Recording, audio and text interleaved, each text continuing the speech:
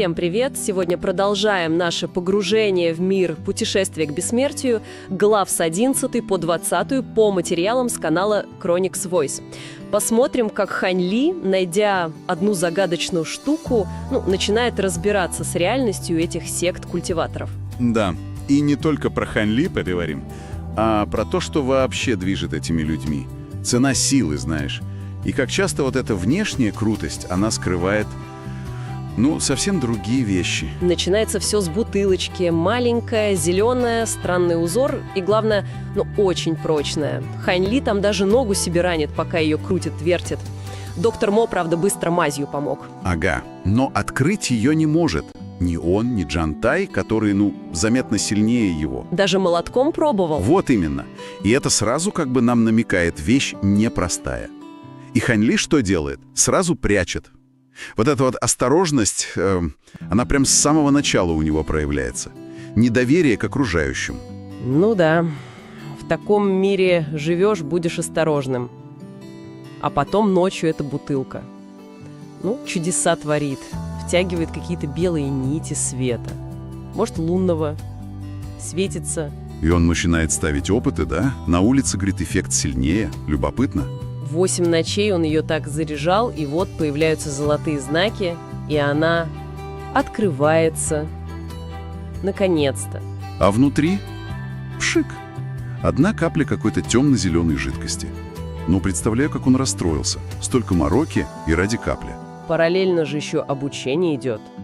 У Хань Ли этот его напев, кажется чем-то легким, почти медитацией.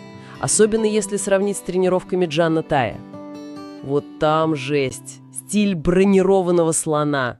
Я бы не сказал, что прям легким, смотря с чем сравнивать. У Джана Тая, да, физическая нагрузка, боль. А у Хань Ли это же испытание терпением. Сидишь, поешь, а результат, когда он будет. Это тоже своего рода проверка. И тут еще доктор Мо решает его мотивировать деньгами за успехи в практике. Ага, и это срабатывает. Хань Ли начинает усерднее заниматься. Прагматичный подход. А потом проходит 4 года. Бац, Хань Ли уже на 3-м уровне. Но дальше как-то туго идет. И он начинает замечать странности с доктором Мо. Тут вроде как болеет и смотрит на Хань Ли как-то, жадно, что ли. Да, вот этот момент с жадностью во взгляде очень важный. И вскоре доктор Мо уезжает, оставляет Хань Ли одного. А перед этим еще Джан Тай исчезает. Тоже 3-й уровень достиг и пропал. Записка типа «ушел мир посмотреть». Подозрительно, да? Хань Ли тоже так думает. Конечно, подозрительно. Это же типичная история для таких сект. Ученики пропадают, а всем говорят «ушел». Мир жесток. И вот Хань Ли, устав от этой своей долины, выходит наружу. Впервые за столько лет. И сразу натыкается на драку. Массовую такую, да? Началось с дуэли из-за девушки, а переросло в стенка на стенку. Обычное дело для молодых учеников. Там он и знакомится с одним болтуном Сяо Суанпаном, который его еще и путает с каким-то важным внутренним учеником. А в центре всего этого финальный бой. И там легенда. Старший ученик Ли, Тигр Ли. О да, его репутация просто зашкаливает. Талант, рекорды, мастер быстрого лезвия молний. Все младшие на него молятся. Он выходит и раз легко побеждает противника. Эффектно. И тут же нам объясняют, почему старших учеников так мало осталось в секте. Их отправили сражаться с бандой одичавшего волка. За боевым опытом. Жестокая практика, но, видимо, необходимая. Но самое-то интересное начинается после боя Ли. Он как-то быстро уходит, и вид у него, нездоровый. Точно. А потом Хань Ли случайно находит его в лесу, а тот бьется в конвульсиях. Представляешь?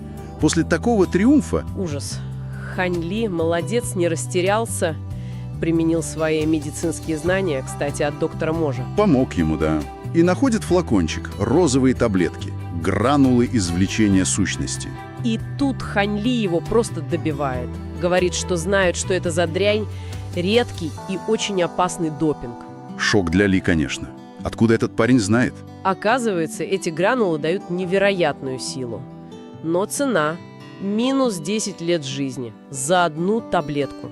10 лет! Плюс зависимость жуткая, плюс побочки, вот эти конвульсии. Это расплата.